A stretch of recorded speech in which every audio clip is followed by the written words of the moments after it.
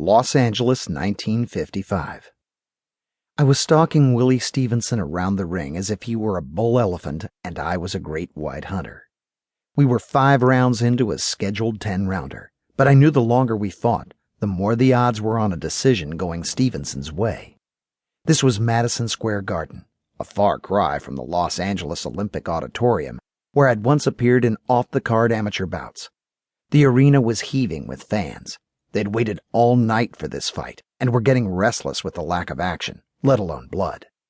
Willie had 2 inches on me in height and a couple of years in age. The biggest difference, however, was his pro light heavyweight record of 26 wins and 1 loss. 20 of those wins were by knockout. His 1 loss was to the light heavyweight champion of the world, Archie Moore. My biggest fight as a pro had been my first, a knockout of top light heavyweight contender Solomon King. It was a fight for which Willie Stevenson had helped me prepare. Since then, I'd also punched out a couple of pro tomato cans, catching the last train to Palookaville. Those fights hadn't been fixed, but they had still been cosmetic. I'd been expected to win. Boxing tradition needed to be observed. I couldn't go straight from my first pro fight defeating Solomon King to a shot at Willie. There were too many other contenders and their managers who would have howled bloody murder.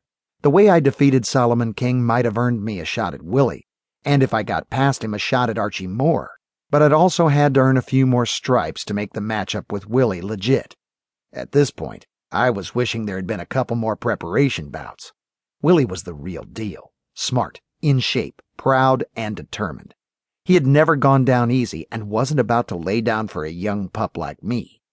Since the start of the fight, I'd been trying to move in on Willie, force him to backpedal, and lose his reach advantage. But instead of moving back, he kept moving smoothly to the side, letting loose with iron-fisted jabs. I slipped most of the shots with my forearms, but the heavy punches were taking their toll. Willie was scoring points, and I was getting nothing but frustrated. My previous fight against Solomon King had been a crowd pleaser. However, there'd been a lot more riding on the outcome than the punch jockey standings. When I wasn't slinging punches in the ring, I was trading them with hoods in the back alleys of Los Angeles's toughest neighborhoods. My career as a pro fighter had started as the result of my profession as a newly minted detective with the Los Angeles Police Department. Because of my boxing history while assigned to the U.S. Navy Shore Patrol, which had taken me through every dive bar in the South Pacific, LAPD's Chief Parker had picked me to stop organized crime gangster Mickey Cohen from getting his hooks into the fight game. By taking down Cohen's fighter Solomon King, I'd not only secured my detective promotion to Chief Parker's hand-picked Hat Squad, but also earned a shot at fighting Willie Stevenson, who was a policeman of a different type. In the boxing world, a policeman is a fighter who protects the current champion from having to face every contender who thinks he deserves a shot. Willie Stevenson had gone down to a monstrous right cross in the final round in his loss to Archie Moore. Now he was the man every serious up-and-coming fighter had to go through before they could get a shot at Moore's title belt. In the past year, nobody had gotten past Willie, while Moore had punched out a couple of setups to keep his hand in. I'd been promised a legitimate shot at Moore if I could get past Willie, but that was proving to be a huge obstacle. When the timekeeper rang the bell to end the round, Willie immediately disengaged and moved to his corner. He didn't make eye contact or even acknowledge I was in the ring with him. Back in my own corner, I plopped down on the low stool and spat my mouthpiece into Pop Hawks's waiting hand. Pops had been my trainer while I was an amateur and now as a pro.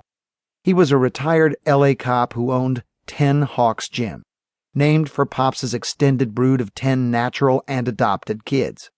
It was located a block away from LAPD's Central Station, where I'd once been assigned. The gym was still where I hung up my gloves at night, living in 2 rooms on the 2nd floor. "You ain't getting it done out there," Pops said. He poured water into my mouth. I swirled it around and spat it into a bucket held by Tina Hawks, Pops's teenage tomboy daughter. "Ain't no judge gonna give you a decision," Pops continued, rubbing Vaseline over my eyebrows and the skin above.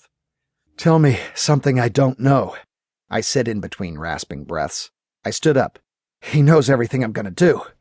"Then do something he doesn't know," Pops said.